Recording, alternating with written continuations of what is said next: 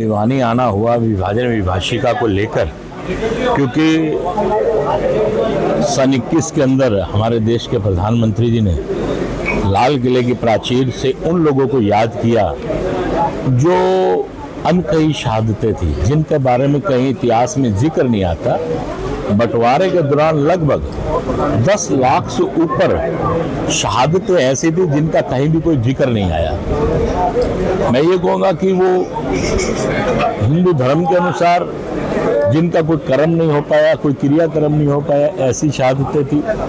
जिनके परिवार के सदस्य कुछ छूट गए, कुछ चले गए, उन्हें यही नहीं पता लगा कि हमारे परिवार का सदस्य कोई बचा है कि नहीं बचा।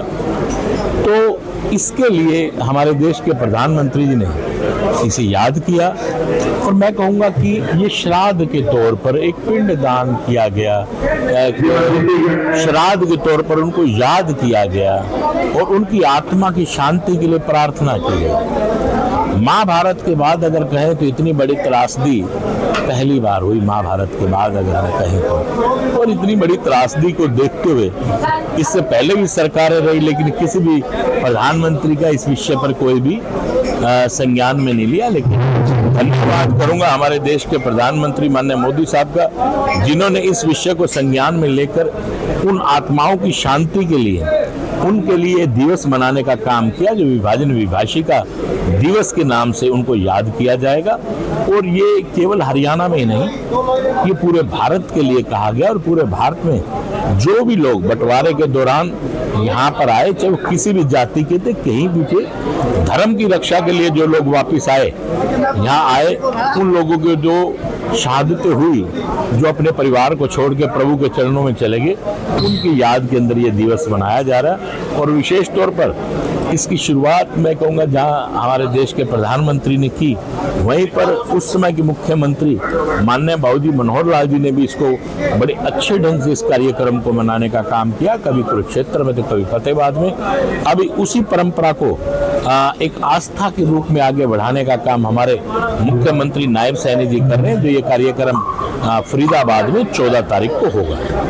तो बात करें तो ट्रंप के द्वारा लगातार टैरिफ से बात पर बढ़ाया जा रहा है, देखिए वो किसी भी प्रकार से मैं ये कहूँगा कि अमेरिका अपना प्रेशर बनाना चाहता है। आज हिंदुस्तान ऐसा नहीं है कि किसी का कोई प्रेशर मानेगा, क्योंकि आज देश के प्रधानमंत्री माननीय नरेंद्र मोदी साहब हैं। पूर्व के मुख्य प्रधानमंत्रियों की तरह नहीं है कि वो अपने आप को घुटने टेक देंगे। अगर वो अपने ढंग से अपनी बात को रख रहे तो आज अपने आप में सक्षम है हिंदुस्तान अपने आप से सक्षम है और वो अपनी गाड़ी को स्वयं चला सकता है।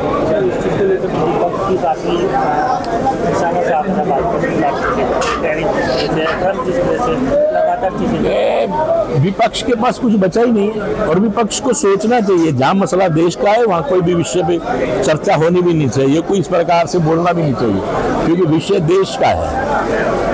राहुल गांधी जी कह रहे हैं कि आपको बार बार टैरिफ बढ़ा रहे हैं, मोदी जी बोल क्यों नहीं रहे? और उन्होंने कहा कि जो डबल है यानी कि अडानी अंबानी उनके अमेरिका में केस चल रहे हैं। बहुत से काम ऐसे होते हैं बिना बोले ही काम चल रहा है, तो बोलने की क्या जरूरत है? अगर वह अमेरिका प्रेशर बना रहा है तो हम भी बिना बोले प्रेशर बना रहे हैं। कई बार आदमी का बिना बोलना ही प्रेशर है। आदमी का शांत स्वभाव सामने वाले को परेशानी में डाल देता है। आज अगर कोई सिरदर्दी बना हुआ है अमेरिका के लिए, तो भारत ही तो बना हुआ है।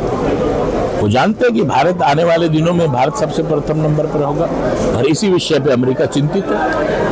मित्रता जहाँ देश की बात आती है वहाँ आप अगर देश के ऊपर कोई उंगली उठाने का काम करेगा या हमारे देश को कोई नुकसान पहुँचाने का काम करेगा, तो मित्रता कितनी गहरी हो, देश सर्वप्रथम। क्या लगता है प्रदेश में भी है या नहीं, ऐसा नहीं है कि अफसरशाही चल रही है। आप ये मान के चलिए कि सभी की चल रही है, लेकिन काम करवाने का अपना अपना तरीका होता है। भाजपा के कई विधायक पूरे प्रदेश का दौरा करेंगे। बिल्कुल, वो सीनियर लीडर है, उन्हें करना चाहिए। मैं थोड़ी बाकी कहीं नहीं। सर क्या कहना चाहेंगे, लगातार जो हल्का भवानी खेड़ा में कई, देखिए मैं भवानी खेड़ा के बारे में जान पा रहे हैं, मुझे मालूम नहीं, मैं बोल नहीं सकता। विपक्ष के पास आज कुछ बचा नहीं है, उनके पास विरोध के अलावा बचा ही कुछ नहीं। सर अध्यापकों के द्वारा जिस तरह से प्रोटेस्ट किया गया, एसएससी मामले को आप किस तरह से देख रहे हैं? सर अध्यापकों की मांगों को लेकर देखिए कोई बात नहीं, ये बातें अध्यापकों का जो प्रोटेस्ट है उसको भी सरकार अपने संज्ञान में लेगी, जो भी हो पाएगा जैसा भी होगा वो देख लीजिए। प्रदेश में बढ़ते क्राइम को विपक्ष उठा रहा है, तो उसको लेकर देखिए अपराधी अपराध करता है, सरकार वो है, राजा वो है जो उस अपराधियों को पकड़कर जेल की सलाखों के पीछे डाले। और आप ये मान के चलिए कि आज के टाइम में जेल की सलाखों के पीछे बहुत से लोग जेल की सलाखों के पीछे। बहुत बहुत शुक्रिया।